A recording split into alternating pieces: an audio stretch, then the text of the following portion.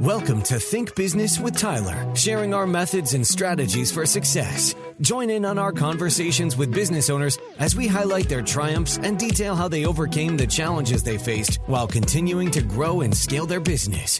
It's time to think life, think success, and think business with your host, Tyler Martin. Being okay with being uncomfortable. In the first couple of years, the revenue fluctuations of a service-based business were a real challenge for me mentally. You know, some months you have some real dry months, and that's tough. But coming to terms with that, embracing that there's going to be a lot of discomfort, and that's okay.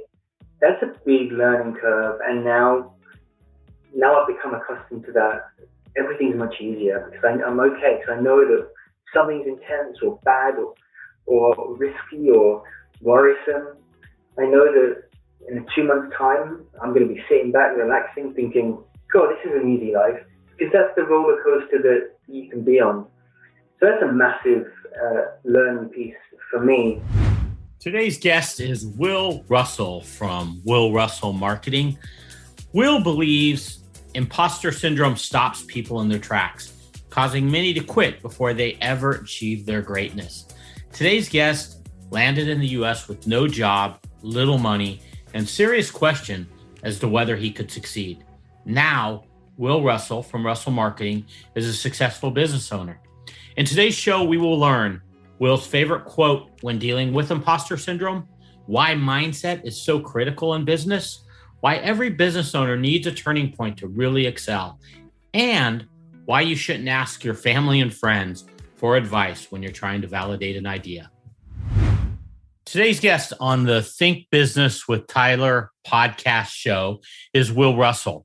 Will is a marketing expert who specializes in helping entrepreneurs validate their ideas and execute successful launches. Having spent the first decade of his career managing launch marketing efforts for businesses of all sizes in the media and nonprofit space, Will has a unique perspective on the attributes of successful launch campaigns. I'm super excited to have him here today and talk with him. Will, we've been looking forward to this conversation. How are you doing today? I'm doing very well, thank you, Tyler. How are you today? I'm great. When I was going through your bio and just learning about you, I was really excited for all of us to learn about you, and I know you have a lot of wisdom to share with us today. I hope so, yeah. Thanks for the invite. Sure. So, Will, you have a great story of success. Can you share your amazing story with us when you first came to USA to start a new life? Sure, yeah. I, as you can tell with the accent, I grew up in London in the United Kingdom and moved to the US in 2009. And at the time, I just had a one-way ticket. I didn't have a plan. I didn't have anywhere to live. I had about $800, if I remember, in English pounds, of course, if I remember correctly. And I just thought I wanted to give it a shot and see what moving to a new destination would be like. I hopped around a little bit. I spent the first part, I was living in a trailer park in Flint, Michigan. And then I I lived in a basement for a while at a family home in the Blue Ridge Mountains in North Carolina. And then I finally made it to California, where I stayed in some spare rooms and pool houses for a while before eventually finding myself a good job and an apartment in San Francisco about 14 months after I left. And that was when I think I felt, okay, here we go. I can start building from here. And I mean, people back then especially said, you can't do that. And now people like yourself and perhaps your listeners might think, gosh, that sounds quite intense. And I guess it was, and I was naive to think that it would be easy. And I told myself pretty frequently as well, can you do this? Is this possible? Can you really just get up and move and leave your home and move to a different country? And I later learned when I started my own business, there's a phrase for that, and it's called imposter syndrome. But at the time, I wasn't aware of that. And I guess, I took the action, and it was out of naivety in a lot of ways, but it taught me in a wonderful way that, anything is possible, so to speak, and gave me a lot of confidence in the entrepreneurship space as I as I started my own business. Can you dig deep a little bit for us on the imposter syndrome? It's very common. We hear it a lot. People struggle with it. A lot of people struggle with it, and they're not even coming from another country. It's just we constantly have this self-doubt. What are some things that you can tell us about overcoming it? Yeah. Well, I think I felt it a lot when I started my business, and obviously a lot of people in the US know Ricky Gervais, the comedian, but he's British originally, and I've been a big fan of him ever since early days of The Office. And I still now have his quote on my fridge, and it says, "The best advice I ever received is no one else knows what they're doing either." And I read that very early on in my business path. And things like, quotes, I really like. I'm a big fan of quotes because they're just short, sharp reminders of objectivity and take you out of your inner critic, your inner mind, your subjectivity, and remind you of kind of a bigger, broader, universal themes around things. And Ricky Gervais' advice there of no one else knows what they're doing either is great. And I think that sits with me, and similar quotes sit with me and remind me that everyone's just giving it their best shot. Everyone's giving it their best shot, working as hard as they can to achieve what they can, and no one's sitting there ominous and knowing everything. Everyone's just giving it their best, and that's all I can do.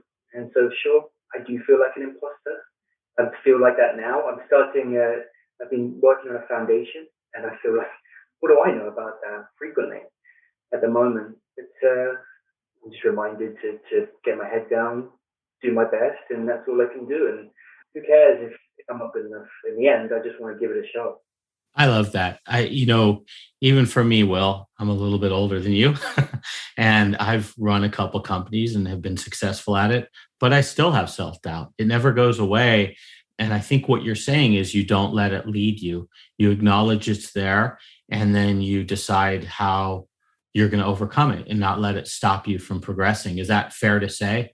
Yeah, absolutely. I think that's very fair to say. Just remind yourself that everyone's in the same boat, and we're just doing what we can. Yeah. I also love how you to some degree live by quotes. I think I agree with you. A quote can really, in a very few sentences, say a ton, a good quote. And they can be a great way to kind of lead how you want to be or how you want to live or how you want to be successful. They can be a good guideline for how you want to do that. Is that kind of how you see it? Yeah, absolutely. Back when I started my business, actually, a while back, 5-6 years ago now, I used to have quote lists, and I had 2 documents of just quotes that I would look at regularly. And even now, I have quotes right here, I have a quote right here, I have quotes on the inside of my cupboard. Just, it's really, especially to an independent entrepreneur. Well, everyone's independent nowadays, aren't they, with COVID? But even before that, my team's always been remote, so I'm often on my own, and it's just very hard. It's very easy, I should say, to slip into internal doubt and be critical in your thinking of yourself and what you're doing. And these quotes for me are just quick reminders to step away from my own head sometimes. You wrote in an article where you discussed you had 4 failed product launches, and it seemed like it was a tough period for you. What caused those failures? Can you share with us a little detail about them and what you learned from them too? Yeah, at that time of that article, I think those were particularly impactful because they were some of my first failures, and there have been more since, as I'm sure you experienced. That's just part and parcel of trying new things. So at the time, it was pretty painful. Those early failures, if you're experiencing them for the first time, you can feel very personally responsible, rather than looking again objectively at kind of what are all the inputs and outputs here, what are some of the other causes that have done this, and what was my role, just being more objective about it. I would say, the biggest thing I learned from those early failures for the client launches, but also my own, is just keep plugging away. Really, because it will only become a long-term consequence if you kind of to dwell on it, you know. And there's a Arnold Schwarzenegger said something great. He said something like, "You only fail if you don't get back up again when you fall." And I think that's a very true statement. But you only partly learn these things through falling. You know, when you first fall, it sucks and it feels like everything's ending. But then once you've got a few falls under your belt, they still suck, but it's much easier to kind of step away from it and be a bit more objective. So I think that's probably a big thing I've learned is not to assume that they're not going to happen or how to avoid them because that's just impossible, but how to deal with them and manage them in a way that doesn't affect your mindset, which really is, I'm sure you know as an entrepreneur, mindset's just so important. If you can keep your mindset in the right place, a lot of other things will fall into the right place too. And I love something you said, after the fact of having a failure and looking back on it is always easy. But when you're actually going through it, the pain of it can be very challenging. And it can, if you let it define you, you don't get back up, using the quote of Arnold Schwarzenegger.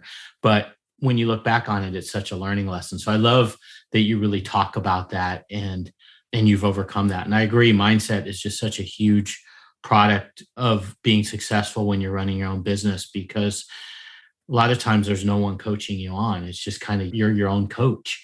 And if you let the ebbs and the flows over, just get to you too much, you won't develop and grow.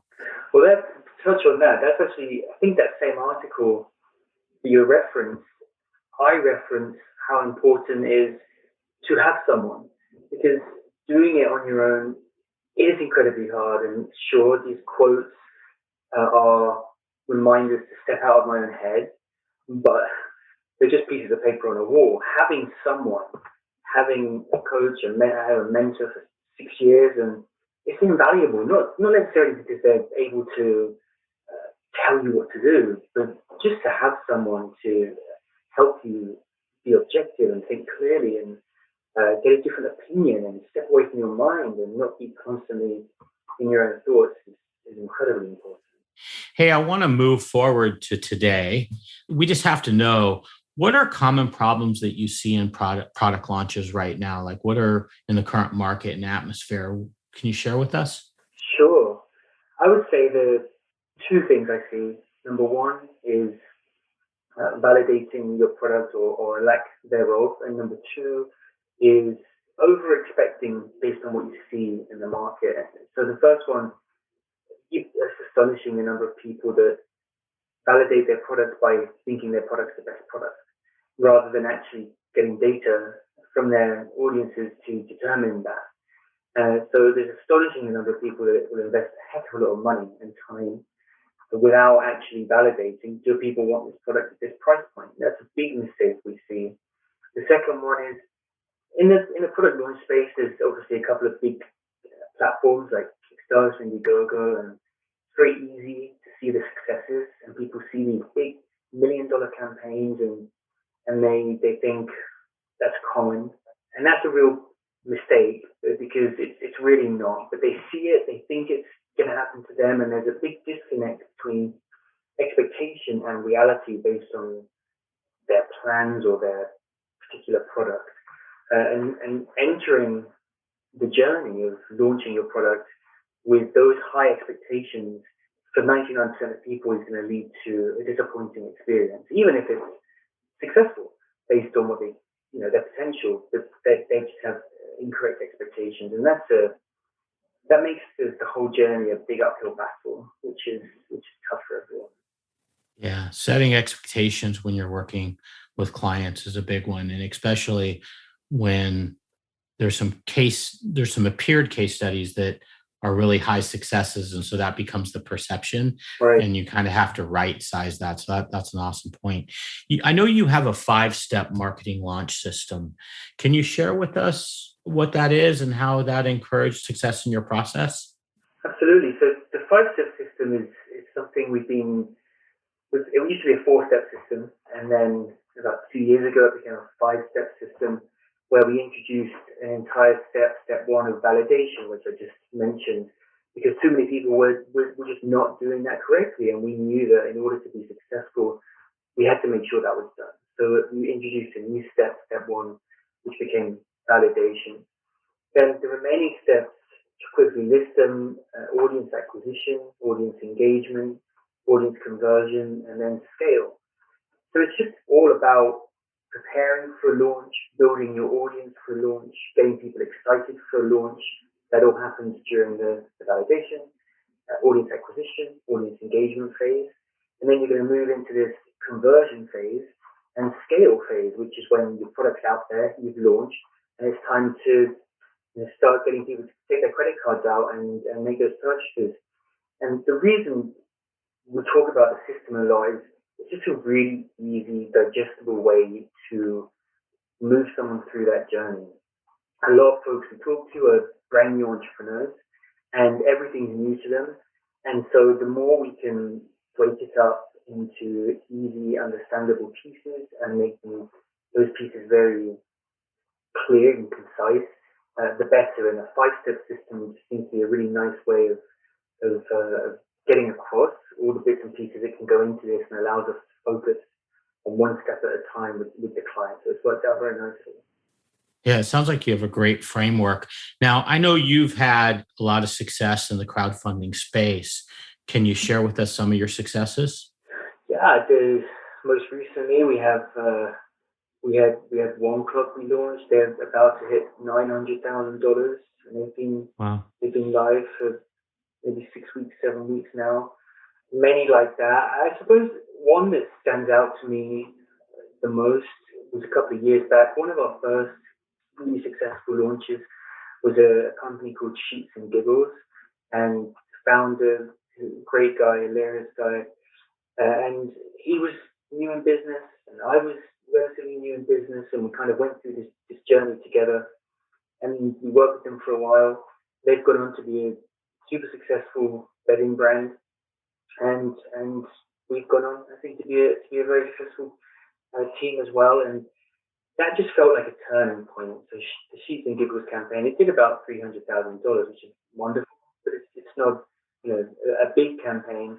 But that was a real inflection point, I think, for us in creating this business, refining this system, and really becoming known in the launch space. So I'd have to point to that one as one of my favorites. What makes a good client for you in terms of being a good crowdfunding type product or client? If someone were to come to you, what are typical things that make them in the right format for that? From a crowdfunding standpoint, you have to have a very specific kind of product. Not all products can be crowdfunded. That's a misconception, again, with people's expectations. Maybe 5 years ago, you could launch most products and do well crowdfunding, but now it's so competitive that it's a massive misconception you can just launch a product. You need a very specific kind of product that's very unique in its space, has a good niche. You have to have the money to support the launch and back it with real funds. So from a crowdfunding perspective, we look carefully at the kind of product it is. As for the kind of clients, I mean, for us, I just think they have to be willing to roll their sleeves up.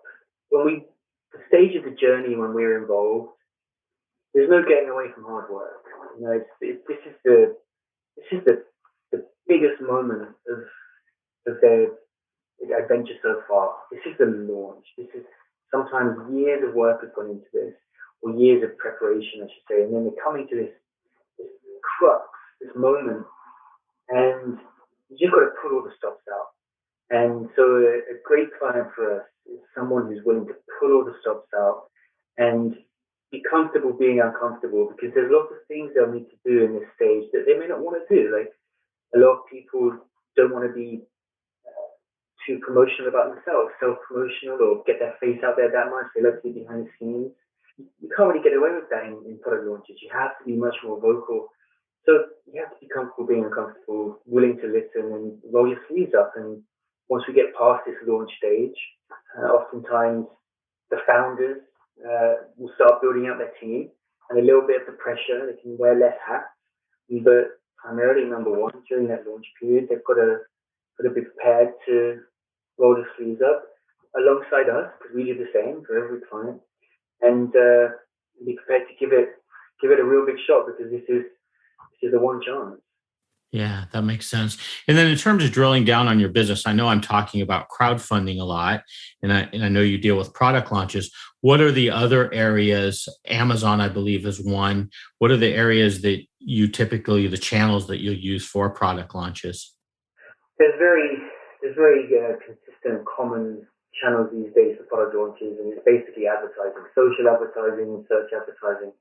So almost any of the top tier agencies will be using Facebook, Instagram, Amazon, Google ads to prepare for this launch. They'll be using a lot of called conversion rate optimization, which is like page design, page funnel design, optimizing how people move through a journey and a checkout flow and stuff like that. And so it's predominantly ads, design, and then email marketing. Those are the three core channels. You'll get other ones, PR. There are some PR folks out there. Influencers are a big thing as well, but they're the bread and butter of a launch now these days. If you're going to do it online, is social and search advertising, really. And then in terms of switching over to just marketing in general, what are you seeing in the current climate? Like, can you share with us what's working and what isn't? Yeah, I mean, I think one of the biggest challenges a lot of people are facing now in the current climate is just the competitiveness of the platforms people are using. Podcast is one, there's lots of podcasts out there getting very competitive. The advertising platforms, Facebook, Google, they've always been, for the last few years, they've been competitive, but it really is all that budget and all that focus from the advertisers is coming into these one or two platforms, and they just eat it all up, and it's a very competitive space, which makes it really, really hard for folks with low-cost items, or folks with items that don't necessarily generate an immediate return in e-commerce, for example, like apps, for example, or looking at my water bottle, things that aren't super expensive. It's very hard and very challenging for them to get the product out there in a profitable manner, just because it's so competitive and so expensive. And I think that's a big pain point that has to be solved by someone soon. I don't know who it's going to be. There's a few. Amazon, if they really spruce up their ad platform, could take some of this focus away from Facebook and Google. There's a couple of kind of cryptocurrencies that are trying to present a more amenable manner of advertising online. But I really hope, Snapchat for a while, people thought might come into it, and they haven't. But right now, I think the number one thing is competitiveness, and that just means that you've got to really zero in on and understand what's going to work for you. Remove as much risk as possible before investing your time, money, and energy into something, because it's not as easy as it was before, and you've got to have all your ducks in a row. You've got to have everything on your checklist ready to go, and all your preparations done in order to make it successful, because it's just such a thin line between that success and not success. Switching over to your own business, what are some challenges that you're seeing in your own business that you kind of have a rags to riches story? You come over from the country, $800 in hand, built your own company now. What are some challenges that you're seeing in next stages for your company's growth? The biggest thing a couple of things I've learned. One is similar to what we talked about before, being okay with being uncomfortable. In the first couple of years, the revenue fluctuations of a service-based business were a real challenge for me mentally. Some months you have some real dry months, and that's tough. But coming to terms with that, embracing that there's going to be a lot of discomfort, and that's okay. That's a big learning curve, and now I've become accustomed to that. Everything's much easier because I'm okay, because I know that something's intense or bad or risky or worrisome. I know that in 2 months' time, I'm going to be sitting back, relaxing, thinking, God, this is an easy life, because that's the roller coaster that you can be on. So that's a massive learning piece for me. And I think a second learning piece that is super relevant for this podcast and your listeners would be just the malleability of life and the ability to shape the life you want. The COVID has exacerbated people's independence and it led to, you see a lot of businesses have been launched in the last 12 months. A lot of business licenses have been registered. There's a big push for entrepreneurship now, like there was in 2009, 2008. And it's great because it's this understanding that, oh man, I didn't have to get on the train and go to the office every day for 9 hours on a busy commute with a crowd of people. And people have really seen in this last 12 months the freedom and the independence you can have of how you want to mold your life. And that took me quite a few years to learn by being a business owner. But I think that this last year, a lot of people would have learned that just by a consequence of all these lockdowns, and hopefully take that with them. And hopefully the whole world of work's gonna change and not gonna go back to what it was before, and everyone will have a much more free and independent lifestyle. Yeah, that's a great two-part answer. What resonates with me is when you talk about how revenue tends to swing up and down. I mean, and that is such the life of a small business owner or a business owner in general. It's just, it has such cyclical phases, or it can, depending on your business, and it can be an emotional roller coaster. And once you start to get comfortable with that, and you kind of tend to look at the trajectory as a whole rather than the month as an individual, you start to see the bigger picture in terms of, hey, this is the model, it's the way it works. And that's when you really start to build on it and it grows into something even bigger. That's great. Yeah. Something I did actually, maybe the end of last year. Obviously, you track your revenue and your expenses. I used to look at it quarterly or annually. But what I did is I did like an ongoing scale where it tracks all the way back to the start. And because it's been 48, 60 months now, and you can see the pattern and the trend. And so things get quiet in summer's generally a quiet month for us. It's going to get quiet. But I can look back and see the trend and be okay with it. But that comes with experience and with time. Hey, Will, we've really enjoyed chatting with you today. Do you think you can summarize for us something from the conversation for entrepreneurs or business owners that they can make actionable, they can take from this as a learning lesson? Yeah, I would lean towards the concept of validating an idea, whether you're a brand new entrepreneur with an idea of a new type of phone, or you have an idea about a new non-profit cause or political action idea, or whatever the idea is. Before going all in, just take the time to prove that concept is one that resonates with the people you want it to resonate with. And I promise you that the amount of money, time, sweat, tears that people will save by just doing that validation. And there's a great book, the mum test, talks about this validation. That's a very quick and easy thing for someone to Google. Basically, don't ask your family and friends, because obviously they're going to like whatever you do. But get your idea, get it into the hands of strangers or the minds of strangers, and get that feedback on validation before investing too much.